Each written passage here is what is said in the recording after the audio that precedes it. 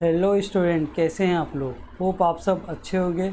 मैं सीएमए दिनेश कुमार यादव आज स्टार्ट करने जा रहा हूं सीएमए फाउंडेशन पेपर नंबर 2 और हमारा जो सब्जेक्ट है वो फंडामेंटल्स ऑफ अकाउंटिंग है। तो चलिए इस सब्जेक्ट को स्टार्ट करने से पहले इसके सिलेबस को हम थोड़ा समझ लेते हैं।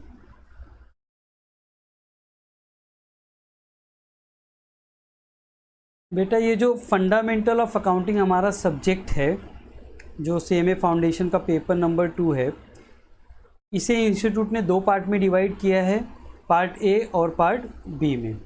पार्ट ए जो है वो है हमारा फंडामेंटल्स ऑफ फाइनेंशियल अकाउंटिंग।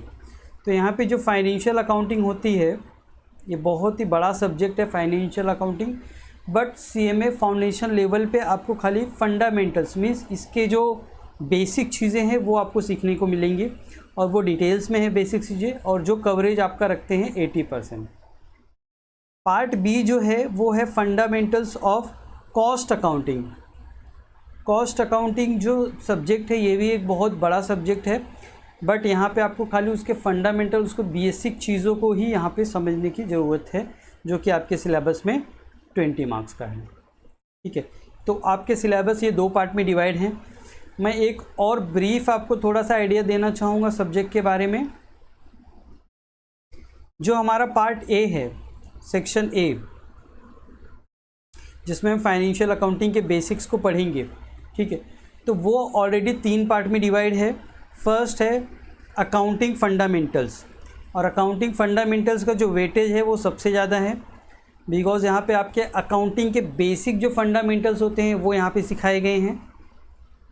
जिसमें मैं अगर आपको बोलूँ क्या क्या हम सीख सकते हैं, तो यहाँ पे जर्नल एंट्री हो गई आपकी, लेजर हो गया, ट्रायल बैलेंस हो गया, डेप्रिसिएशन अकाउंट हो गया, रेक्टिफिकेशन ऑफ एरर हो गया, बैंक रिकन्सिलेशन हो गया। तो इन तरह के ये जो टॉपिक्स हैं वो आपको यहाँ पे सीखने में मिलेंगे।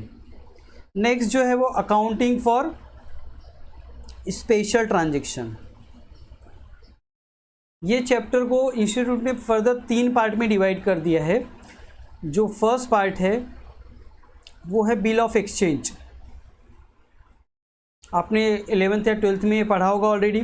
दूसरा जो पार्ट है वो है कंसाइनमेंट,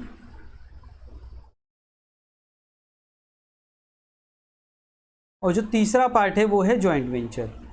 तो इस चैप्टर को ये 3 पार्ट में डिवाइड किया हुआ है। जो नेक्स्ट चैप्टर है आपका वो है preparation of final account.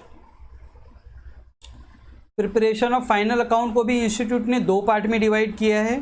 First part जो है आपका वो है final account for profit making entity, and second part है profit for non profit making entity. ठीक है, प्रॉफिट मेकिंग एंटिटी तो आपको पता ही होगा, कोई भी कंपनी है उनकी ऑब्जेक्टिव क्या होती है, टू मेक द प्रॉफिट। और जो सेकेंड मैं आपको बता रहा हूँ final account for non profit entity, वो क्या होती है, जैसे चैरिटेबल ट्रस्ट हो गए आपकी, हॉस्पिटल्स हो गए आपके, कॉलेज हो गए, स्कूल्स हो गए। ठीक है, तो इस तरह के जो इंस्टीट्यूशन होते हैं, जो कंपनीज़ वगैरह होते हैं जिनका मोटिव प्रॉफिट कमाना नहीं होता, उनके अकाउंट्स को हम बोलते हैं final account for non profit entities. वो हम यहाँ पे सीखेंगे। सेक्शन बी जो है आपका, उसको मैंने ऑलरेडी बताया आपको कॉस्ट अकाउंटिंग के बारे में बेसिक चीज़ें सिखाई जाएंगी। यहाँ पे हम देखेंगे कॉस्ट शीट कैसे बनता है, कॉस्ट शीट में कौन कौन सी चीज़ें इन्वॉल्व होती हैं। कॉस्ट शीट का मतलब होता है a statement to find the cost of the product. तो एक प्रोडक्ट के कॉस्ट को फाइंड आउट करने के लिए आपको किन किन चीज़ों की ज़रूरत पड़ती है, और कॉस्ट, किसी भी प्रोडक्ट के कॉस्ट को हम कैसे डिवाइड करते हैं, कितने पार्ट में कर सकते हैं, उनके जो अकाउंटिंग टर्म्स होते हैं वो सीखेंगे यहाँ पे इस चैप्टर्स में, जो है आपका 20% का। ठीक है, तो ये हमारा एक ब्रीफ इंट्रोडक्शन था सिलेबस के बारे में। अब हम शुरू करने जा रहे हैं अपना चैप्टर नंबर 1। तो चलिए स्टार्ट करते हैं हमारा चैप्टर नंबर 1।